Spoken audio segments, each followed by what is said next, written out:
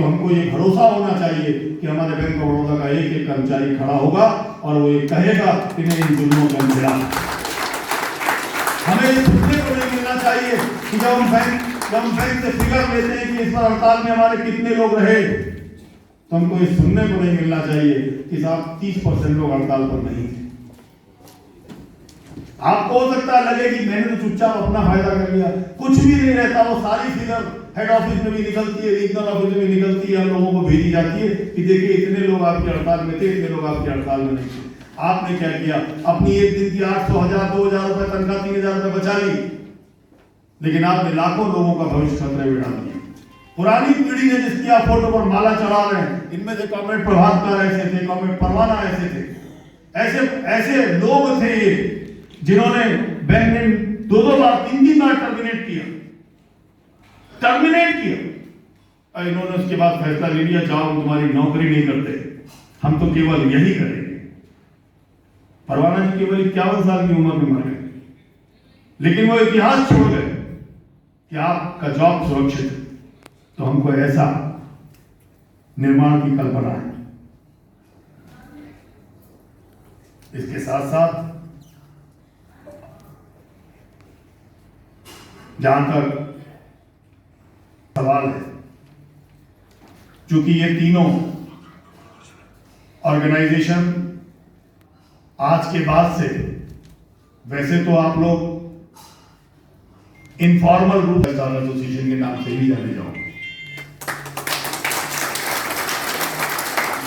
Bank of Baroda staff association के आगे जो भी पदाधिकारी चुने जाएंगे, उनकी वाहिद जिम्मेदारी है, सारी जिम्मेदारी केवल मेंबर की नहीं होती, नेताओं को समझना चाहिए, उनकी वाहिद जिम्मेदारी है कि मेंबर्स की जो भी समस्याएं आए, मेंबर्स की, देखिए हर बात ठीक नहीं हो सकती, मैं थोड़ा बदनाम भी हूं, मैं साफ कह देता हूं देखो यहां तो ठीक नहीं है,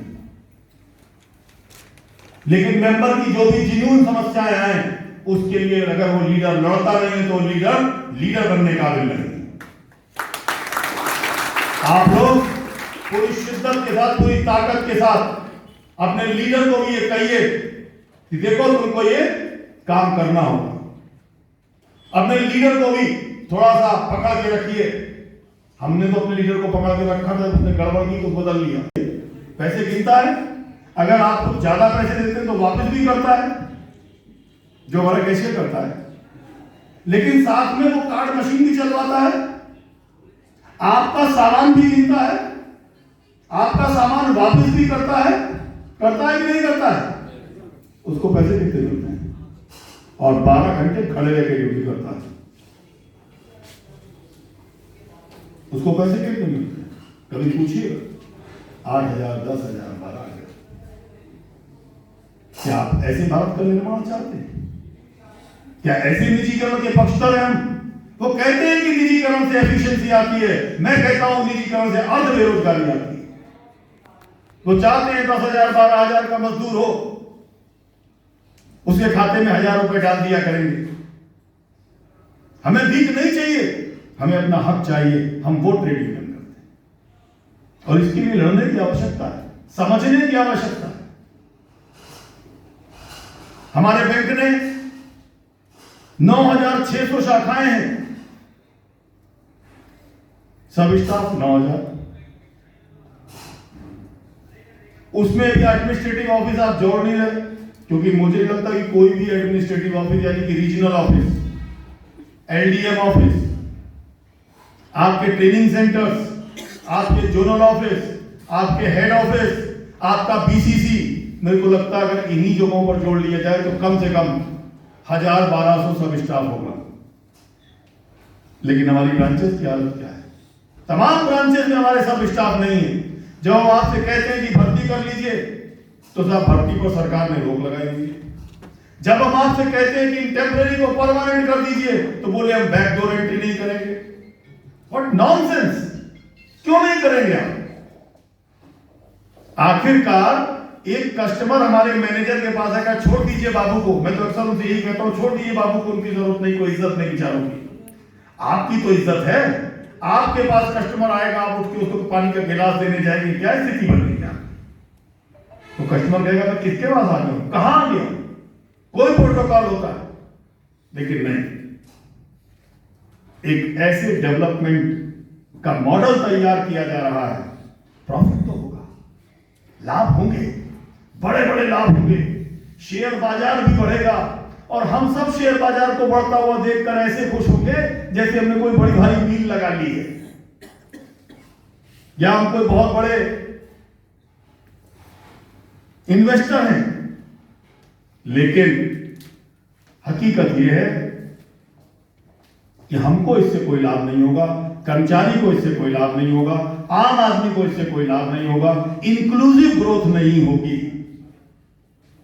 ग्रोथ कुछ लोगों की होगी, अरबपति और बड़े अरबपति बन जाएंगे, लेकिन गरीब और नीचे चला जाएगा। धीरे धीरे ऐसा हो रहा है। हमको इसके लिए तैयार रहना होगा, क्योंकि आप जब भी करोगे, अभी सभी ट्रेड यूनियंस ने मिलकर यह फैसला लिया है कि हम 26 तारीख को प्रदर्शन करेंगे और अगले साल प्रारंभ में 2 दिन की हड़ताल करेंगे इन सब चीजों के खिलाफ। तो जब हम ये करेंगे तो तमाम हमारे लोग कहेंगे कि ये पॉलिटिकल हड़ताल है, तमाम लोग कहेंगे हमको इनसे क्या लेना देना। ये हमको इनसे क्या लेना देना अगर आप कहते रहेंगे तो एक बात यकीन मानिए कि वाकई एक दिन आपको किसी चीज से कुछ लेना देना नहीं रह जाएगा। यकीन मानिए। हमने संगठन है, इसलिए एआईबीए का संयुक्त संगठन नहीं है। एआईबीए से संबंधित बैंक ऑफ बड़ौदा, देना बैंक और विजया बैंक की यूनियंस आज अपना एक मिला हुआ सम्मेलन कर रहे हैं, जिसके बाद वो सब के सब bank of Baroda staff association के नाम से जाने जाएंगे। रह गई बात कि हम इसके माध्यम से क्या संदेश देना चाहते हैं, तो हम सरकार को इसके माध्यम से संदेश देना चाहते हैं कि बैंक कर्मचारियों के हित में जो भी आवश्यक होगा उसका निर्णय इस संगठन में लिया जाएगा। सरकार को अपनी निजीकरण की नीति से बाज आना चाहिए। निजीकरण कतई और कतई इस देश की गरीब जनता के हित में नहीं है। सरकार जो कॉरपोरेट्स के फेवर में पॉलिसी बना रही है और जिस तरीके से ग्राहकों के ऊपर लगातार कभी चार्जेस का बोझ, कभी घटते हुए ब्याज की दर रिटायर एम्प्लॉयज़ को परेशान कर रही है, इन चीज़ों के खिलाफ उनको सकारात्मक रवैया अपनाना चाहिए। जॉब्स के क्रिएशन के लिए, आम जनता के लिए सरकार को निर्णय लेने चाहिए। इस उसके माध्यम से हम सरकार से कहना चाहेंगे कि इन सब चीज़ों पर विशेष ध्यान दें, अन्यथा सरकार के खिलाफ एक लंबा आंदोलन किया जाएगा। हो सकता है कि ये आंदोलन आने वाले समय में हड़तालों में तब्दील हो। क्या मोदी सरकार को चेतावनी है? हम किसी मोदी और किसी दूसरी सरकार की बात नहीं करते। जो भी सरकार कर्मचारियों के हित के प्रतिकूल काम करेगी उसके खिलाफ हम लड़ेंगे। हम पास्ट में कांग्रेस के खिलाफ भी लड़े हैं, हम पास्ट में तमाम सरकारों के खिलाफ लड़े हैं, तो हम इस सरकार को कैसे छोड़ देंगे। सर, जिस तरह से बैंकों का लगातार मर्ज हो रहे हैं एक दूसरे में, उससे क्या प्रभाव पड़ रहा है, किस तरह से? निश्चित रूप से ग्राहक सेवा में प्रभाव पड़ रहा है। आज तमाम शाखाएं बंद हो चुकी हैं। लोग अपने घर के नज़दीक काम कर लेते थे, आज उनको दूर दराज जाना पड़ रहा है। तमाम सारी दूसरी दिक्कतें हैं, भीड़ शाखाओं में बढ़ रही है, लोगों को तमाम परेशानियों का सामना करना पड़ रहा है, चार्जेस बढ़ रहे हैं, जिससे लोगों के ऊपर प्रतिकूल प्रभाव पड़ रहा है। एक अक्सर लोगों पर रहता है कि कामरेड लोग काम नहीं करने देते थे। ये आप बताइए, आप बैंक के अंदर गए, आपका काम नहीं हुआ? मैं कहता हूं कि ये एक बदनाम करने की साजिश है। पहले बदनाम करो फिर मार डालो। आप बताइए, मैं आपसे जानना चाहता हूं कि आप जब बैंक के अंदर जाते हैं, क्या आप प्राइवेट बैंक के अंदर खाता खोल के रुक सकते हैं? हम तो वो बैंक हैं जिसने जनधन खाते खोले। कैसे कह सकते हैं? हमने करोड़ों की तादाद में जनधन खाते खोले, उन्होंने हज़ारों में भी नहीं खोले। कैसे कह सकते हैं कि हम काम नहीं करते? नोटबंदी के दौरान रात और दिन किसने काम किया? आपको सेवा कौन देता है? ये तो बदनाम करने की दक्षिणपंथी नीति है। ये सरकार की बदनाम करने की नीति है और इस सरकार को अपनी नीति से बाज आना चाहिए। ये सरकार केवल और केवल पूंजीपतियों के हाथ में बैंक देना चाहती है, उसके लिए ये काम हो रहा है और उनके कुछ सोशल मीडिया इसको चलाता है। लेकिन हकीकत, आप जो इंटरव्यू ले रहे हैं, आप भी जानते हैं आपका खाता किस बैंक में, आप बताइए।